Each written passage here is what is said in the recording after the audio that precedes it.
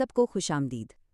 آج کی اس گفتگو میں ہم عالمی سیاست کے اس بساط پر ہونے والی تازہ ترین اور اہم ترین پیش رفت پر بات کرنے والے ہیں۔ ہمارا فوکس 3 مئی 2026 کی ایک انتہائی تفصیلی رپورٹ پر ہے جو مشرق وسطیٰ کی جغرافیائی سیاست کا گہرائی سے جائزہ لیتی ہے۔ تو چلیں سیدھا موضوع کی طرف آتے ہیں۔ آبنائے ہارمز کی موجودہ صورتحال اور اس سے جڑے تنازعات نے اس وقت پوری دنیا کی توجہ اپنی جانب کھینچ لی ہے۔ اب سوال یہ پیدا ہوتا ہے کہ آخر عالمی طاقتیں آبنائے ہرمز کی اس بڑھتی ہوئی کشیدگی پر کیا ایکشن لے رہی ہیں؟ یہ سورس مٹیریل ہمیں بتاتا ہے کہ یہ کوئی سیدھا سادہ دو ملکوں کا مسئلہ نہیں رہا، بلکہ مختلف ممالک کے مفادات کا ایک بہت ہی پیچیدہ جال بن چکا ہے، جہاں ہر کوئی اپنے اپنے انداز میں ریئیکٹ کر رہا ہے۔ آج کے اس تجزیے میں ہم بنیادی طور پر 4 اہم پہلوؤں کو سمجھیں گے۔ پہلا، اسرائیل کا اپنے دفاعی نظام کو پھیلانا۔ دوسرا، امریکہ اور ایران کے درمیان چلنے والے متضاد اشارے۔ تیسرا، اس سارے معاملے میں پاکستان کا بطور ثالث کردار۔ اور چوتھا، چین کا امریکی پابندیوں کو ماننے سے صاف انکار۔ تو شروعات کرتے ہیں پہلے پہلو سے، یعنی اسرائیل کا دفاعی پھیلاؤ اور اپنی فضائی برتری کو مزید مضبوط کرنا۔ رپورٹ اس بات سے شروع ہوتی ہے کہ اس موجودہ تناؤ کے پیش نظر خطے میں فوری طور پر کیا فوجی تیاریاں کی جا رہی ہیں۔ ذرا اس ہندسے پر غور کریں۔ 119 ارب ڈالر یعنی تقریباً 350 ارب اسرائیلی شیکل، یہ کوئی معمولی رقم نہیں ہے۔ یہ وہ بجٹ ہے جسے اسرائیل نے نئے جنگی طیاروں کے اسکواڈرن خریدنے کے لیے باقاعدہ منظور کیا ہے۔ اس سے آپ کو اندازہ ہو سکتا ہے کہ خطے میں طاقت کے توازن کو برقرار رکھنے کے لیے کتنی بڑی سرمایہ کاری کی جا رہی ہے۔ سورس کے مطابق اسرائیل کی طویل مدتی حکمت عملی بالکل واضح ہے۔ ایک طرف تو وہ لاک ہیڈ مارٹن اور بوئنگ سے جدید ترین F-35 اور F-15I کے نئے اسکواڈرن خرید رہے ہیں، لیکن دلچسپ بات یہ ہے کہ اس بجٹ کا ایک بہت بڑا حصہ مقامی سطح پر اسلحہ سازی کو بڑھانے پر خرچ کیا جائے گا۔ اس کا اصل مقصد کیا ہے؟ غیر ملکی فوجی امداد پر اپنا انحصار کم کرنا، علاقائی خطرات کا مقابلہ کرنا اور اپنی فضائی برتری کو مستقل بنیادوں پر برقرار رکھنا۔ اب آتے ہیں دوسرے حصے کی طرف، یعنی امریکہ اور ایران کے درمیان چلنے والی یہ عجیب سی کشمکش اور ان کے متضاد اشارے۔ رپورٹ ہمیں واشنگٹن اور تہران کے درمیان موجود سفارتی الجھنوں کی بڑی واضح تصویر دکھاتی ہے۔ اس ساری صورتحال کی سنگینی کو سمجھنے کے لیے ہمیں ایک ٹرم کو سمجھنا ہوگا، اور وہ ہے نیول بلاکیڈ، یعنی بحری ناکہ بندی۔ اصل میں اس کا مطلب ہے اپنی بحری افواج کا استعمال کر کے کسی مخصوص علاقے کا راستہ بالکل کاٹ دینا، جس سے تجارت اور نقل و حرکت مکمل طور پر رک جائے۔ اور اطلاعات کے مطابق اس وقت امریکہ ایران کے ساتھ بالکل یہی کر رہا ہے، جو کہ حقیقت میں بہت بڑا فوجی اور معاشی دباؤ ہے۔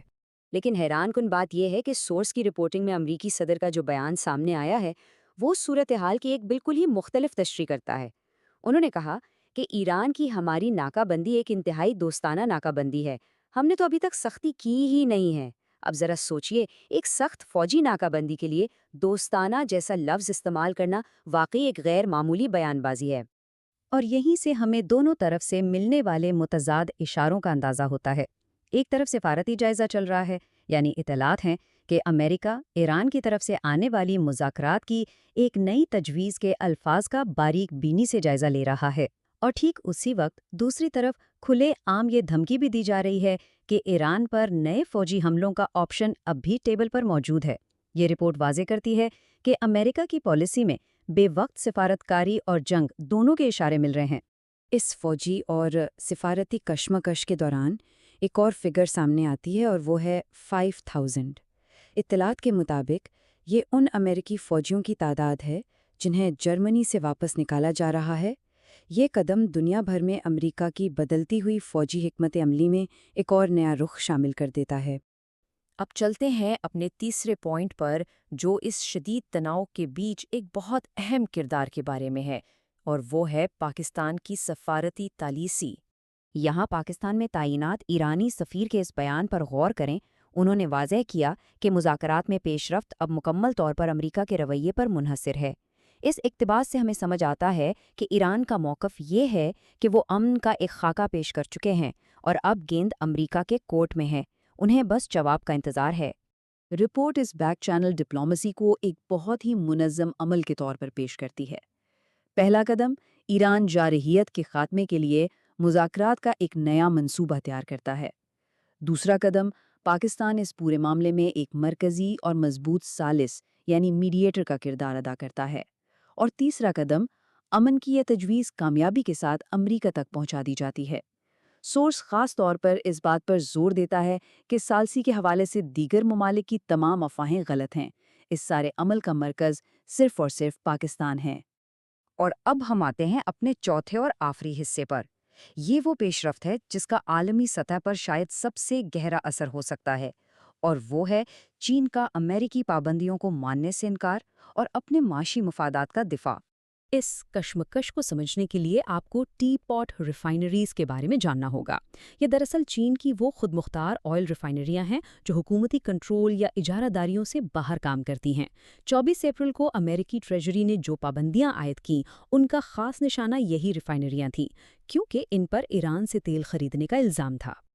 ان پابندیوں کی زد میں آنے والی 5 بڑی کمپنیوں کے نام رپورٹ میں واضح طور پر بتائے گئے ہیں، جن میں شیڈونگ جینچنگ، ہیبے زونہائی، شوانگ لوکنگ، شیڈونگ شینگزونگ اور ہینلی پیٹرو کیمیکل شامل ہیں۔ ان مخصوص ناموں کو سامنے رکھنا اس لیے ضروری ہے تاکہ ہم اس جغرافیائی اور سیاسی تنازع کو زمینی حقائق کے ساتھ جوڑ سکیں۔ تو اب اہم سوال یہ ہے کہ چین نے اس پر ریاکٹ کیسے کیا؟ چین کی وزارت تجارت نے ایک مکمل امتناعی حکم نامہ جاری کر دیا۔ انہوں نے اپنی کمپنیوں کو صاف ہدایت کی کہ ان امریکی پابندیوں کو مکمل طور پر نظر انداز کریں اور انہیں تسلیم کرنے سے انکار کر دیں۔ یہ چین کی جانب سے اپنی قومی خود مختاری اور اپنی انرجی سپلائی کو بچانے کے لیے اٹھایا گیا ایک انتہائی سخت اور جارحانہ قدم تھا۔ یہاں ہم دونوں طاقتوں کے متضاد قانونی دلائل کو دیکھ سکتے ہیں۔ امریکہ کا موقف یہ ہے کہ یہ ریفائنریاں اربوں ڈالر کا ایرانی تیل درآمد کر کے بین الاقوامی پابندیوں کی صریح خلاف ورزی کر رہی ہیں، جبکہ چین کا موقف اس کے بالکل برعکس ہے۔ ان کا ماننا ہے کہ یہ پابندیاں سراسر یک طرفہ ہیں، اقوام متحدہ سے منظور شدہ نہیں ہیں اور الٹا یہ بین الاقوامی قانون کی خلاف ورزی ہیں۔ یہاں ہم کسی کی سائیڈ نہیں لے رہے، بس رپورٹ میں موجود دونوں فریقین کے دلائل کو آپ کے سامنے رکھ رہے ہیں۔ اور یہ سارے حقائق ہمیں ایک انتہائی اہم اور سوچنے پر مجبور کر دینے والے سوال کی طرف لے جاتے ہیں۔ ایک ایسے وقت میں جب امریکی صدر بیجنگ کا دورہ کرنے والے ہیں، چین کا ان پابندیوں کو مسترد کرنا اور آبنائے ہرمز کی یہ پوری صورتحال اس آنے والے سربراہی اجلاس کو کس طرح نیا رخ دے گی؟ رپورٹ ہمیں اسی تجسس کے مقام پر چھوڑتی ہے۔